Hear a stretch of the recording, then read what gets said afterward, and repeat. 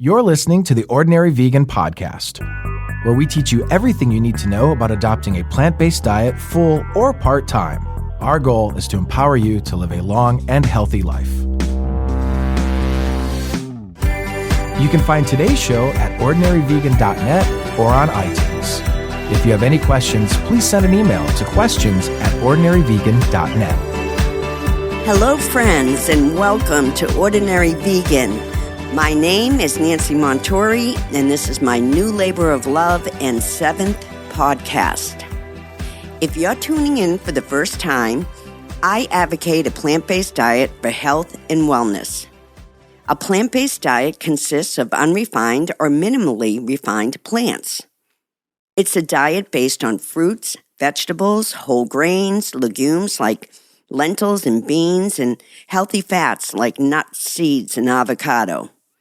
It excludes all meat, dairy, and eggs. Many vegans also avoid honey and refined sugar. People are often surprised to find out that most cane sugar refineries in the United States use bone char to turn sugar white. If you're just getting started on a plant-based diet, I recommend you listen to Ordinary Vegan's podcast number 1, Getting Started on a Vegan Diet. You can find it on iTunes by searching for Ordinary Vegan, or you can listen to all my podcasts on my website at ordinaryvegan.net/playlist, and you don't need any fancy equipment. I always like to start these podcasts by thanking all of you who have been reaching out to me.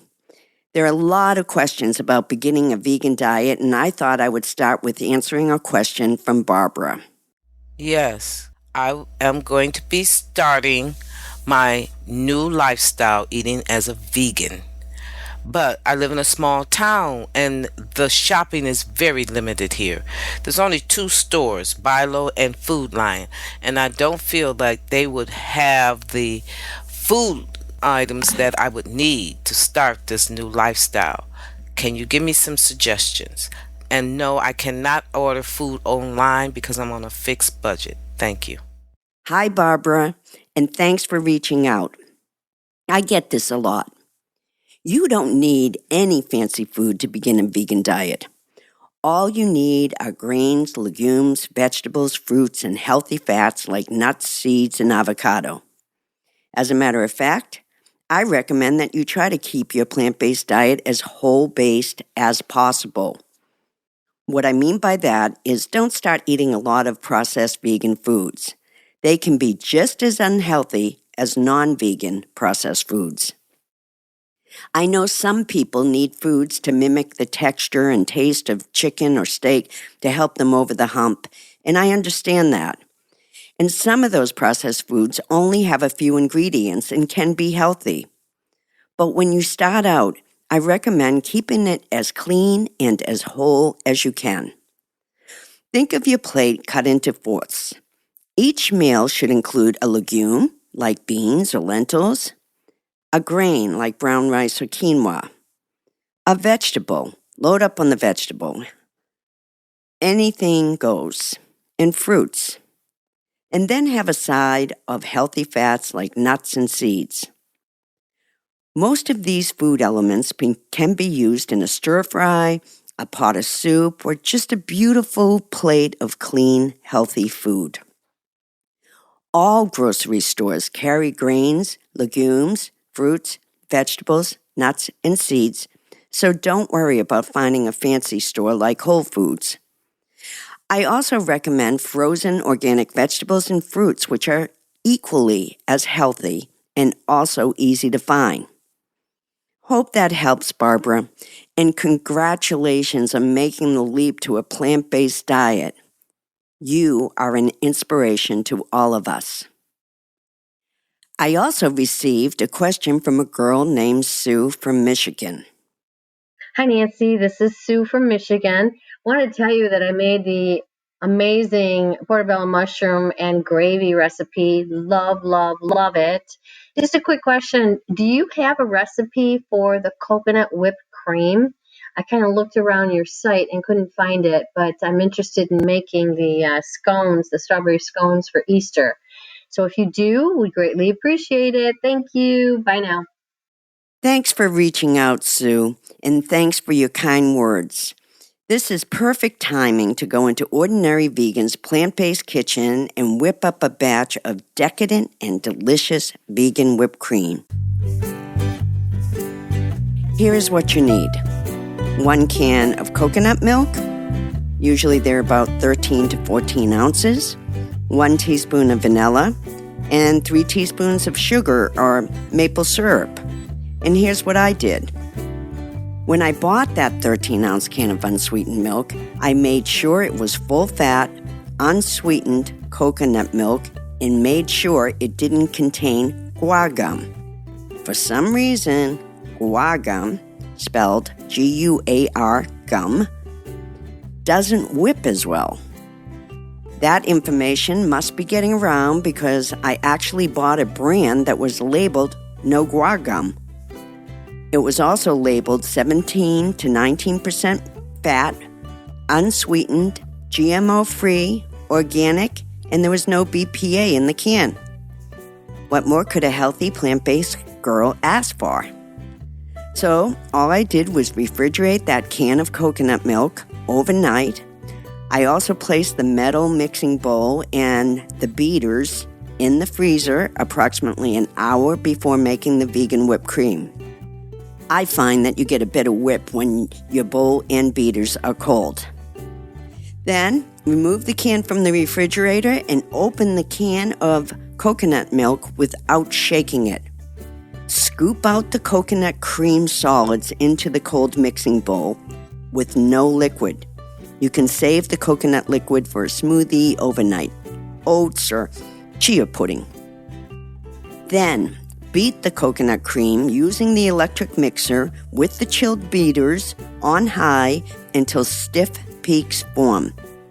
Add about 3 teaspoons of vegan sugar or maple syrup and 1 teaspoon of the vanilla extract.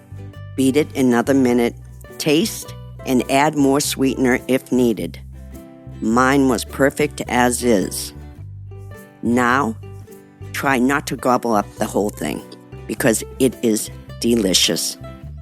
Hope you enjoy this vegan whipped cream with coconut milk as much as I did. You can find this recipe and all my recipes on ordinaryvegan.net.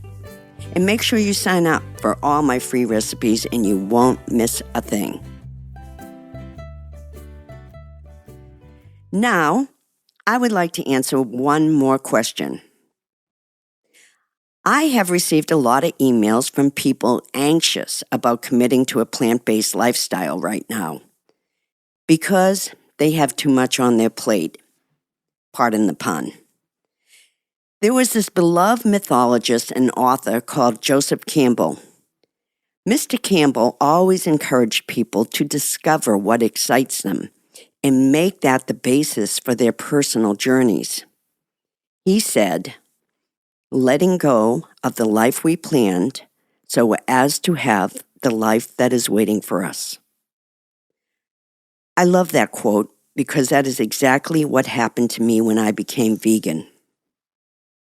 I let go of something familiar and safe at a time my life was in chaos. Becoming vegan wasn't in my plan, but it changed everything for me. And I believe I am living the life that was waiting for me. And I certainly didn't know it at the time. And the same thing can happen to you. You might be saying, it's only a diet. Why would it change my life? Because you end up doing something bigger than yourself. Your diet will affect how animals are treated. Your diet will help the environment.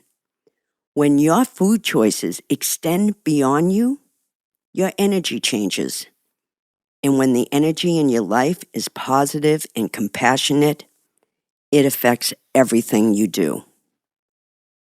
And the only downside is that your energy will be sky high, you'll never have to diet again. Vegans on average are up to 20 pounds lighter than meat eaters. You will be healthier than you could ever imagine.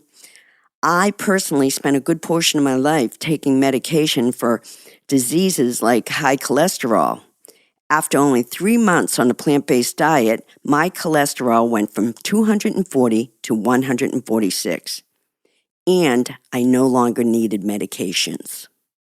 Last but not least, you'll feel happy. A person is the happiest when he or she is healthy and cultivating compassion for all humanity. Now, let's talk about this week's podcast. Is your dinner a threat to the environment? Our planet needs our help. We have to take responsibility for the choices we make and the impact it has on our environment. Don't feel guilty. Most people don't understand the connection between food and climate change. But how people feel about climate change is very important now, because it plays a large part in what's going to happen next. We can make changes in our life starting today that will have a direct, positive impact on climate change. Here are some facts about animal agriculture, which includes manufacturing meat and dairy on the environment. About 30% of the planet's surface is devoted to the livestock sector. In the United States alone, over 9 billion land animals are killed every year for human consumption in the United States. That number will become larger every year because China's largest meat producer acquired U.S. pork giant Smithfield, which is the globe's largest hog producer. The deal is to send the U.S.-made pork to China to meet their increasing demands for meat. China's meat imports from the United States are predicted to increase to 3,500% by 2050, relegating us to be one big factory farm for China. Also, according to the U.S. Dairy Export Council, China's thirst for milk has made them the world's top dairy importer. They are drinking 5 times the amount of milk than a decade ago. And they are helping change the fortunes of U.S. dairy farmers. But that's not good news for the environment. New research warns that without radical changes to our diets, the food industry alone is likely to cause an 80% increase in greenhouse gas emissions by 2050. Greenhouse gas emissions cause a man-made greenhouse effect that traps us inside and changes the temperature of the Earth's surface. These temperature changes play an important role in shaping weather patterns and guiding the life cycle of various organisms. Shifting the temperature of the Earth even a couple of degrees can throw an entire ecosystem into chaos and create extreme weather events. So, how does the agriculture sector affect greenhouse gas emissions? A variety of ways, including the one everyone jokes about: cow farts. Livestock, especially cows, produce methane as part of their digestion. Methane warms the Earth's atmosphere 23 times as much as does carbon dioxide. The United Nations Food and Agricultural Organization stated that cattle have a greater environmental impact than cars and trucks. Factory farms also contribute 65% of nitrous oxide emissions. Why? Direct emissions come from fertilized soil and from livestock manure. And indirect emissions come from runoff and leaching of fertilizers. And cow inventory is increasing because of our demands for meat and dairy. The U.S. cattle inventory is up 3% from 2015, and it's at its highest since 2011. Brazil, New Zealand, Argentina, Australia, and Uruguay now have more cattle than people. And China is building one of the biggest dairy farms in the world. The only way to stop cattle inventory is to stop the demand for meat and dairy. Now, let's discuss the environmental impact of food production on our oceans. Giant livestock farms, which can house hundreds of thousands of pigs, chickens, and cows, produce vast amounts of manure, often generating the waste equivalent of a small city. The way those wastes are stored and used has a profound effect on the environment. On most factory farms, animals are crowded into small areas and their manure and urine are funneled into massive waste lagoons. These cesspools often break, leak, or overflow, sending dangerous nitrate pollutions into water supplies. This nutrient runoff from agriculture, which is primarily nitrogen, stimulates exceptionally strong growth of algae in the ocean. So what is wrong with algae, you might ask? When algae dies in the ocean, bacteria consumes the dead algae for food, but that's not all it consumes. It also consumes all the oxygen in the water. Simply put, the more nutrients you dump into the ocean, the more algae it produces, which increases the amount of bacteria that eats the algae and the oxygen in the water. This reduces the oxygen to zero. And any fish you can think of needs oxygen to live. When a region's oxygen is down to zero, the ocean floor is completely uninhabitable by any organism that requires oxygen for growth. You might have heard of this before. It's called a dead zone. The more factory farms we have, the more dead zones we have popping up around the globe, suffocating our marine life. Now let's talk about fresh water. Agriculture uses approximately 70% of the world's freshwater supply because of the demand for animal meat and dairy. In many big animal food-producing countries like the United States, China, India, and Australia have reached or are close to reaching their renewable water resource limits, meaning we are running out of fresh water. Animal agriculture water consumes up to 76 trillion gallons of fresh water annually. In the United States, animal agriculture is responsible for 80 to 90% of water consumption. Our fresh water is also affected by factory animals who are kept in unhealthy and unsanitary conditions. Sickness is the norm for these animals who eat GMO corn and soybeans rather than grass. So, to prevent the inevitable spread of diseased animals, animals are fed a steady stream of antibiotics. These antibiotics pose a direct threat to the environments when they are run off into lakes, rivers, and drinking water. The extensive use of these antibiotics in animals has resulted in a drug resistance. There is no secret that antibiotic resistance has become a major public health threat. Animal agriculture also wastes fresh water.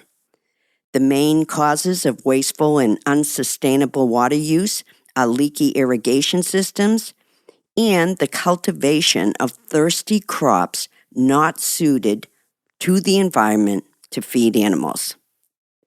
The demand for livestock pasture has also put a heavy burden on our environment. The Food and Agriculture Organization of the United Nations has estimated that 70% of land formerly supporting Amazon rainforests has been turned over to grazing and deforestation. And what agriculture produces is driven by consumer demand. The only way we can fight for our planet's environment is to no longer create the demand for these excessive amounts of meat and dairy.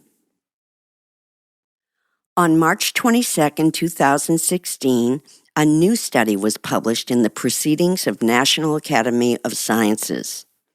It was the first study to estimate both the health and climate change impacts of a global move towards a more plant-based diet. The lead author of the study said, "We don't expect everybody to become vegan, but if they did, they'd live longer and help reduce the changes that are skewing the climate." What we eat greatly influences our personal health and the global environment. That study states that when it comes to climate change, adopting a vegetarian diet could cut food-related emissions by a whopping 63%. And a vegan diet could cut food-related emissions by 70%. Time is running out. Our planet needs our help. We can't continue to sit on our hands and not take responsibility for the choices we make and the impact it has on the environment. Your children deserve better. You deserve better.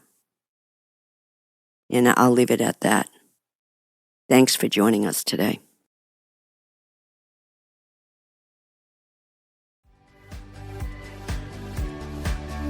Thanks for joining our plant-based community today. Together, we can accomplish great things. Please subscribe so you don't miss any of Ordinary Vegan's recipes and plant-based tips. If you have any questions or feedback, email us at questions@ordinaryvegan.net. Until next time.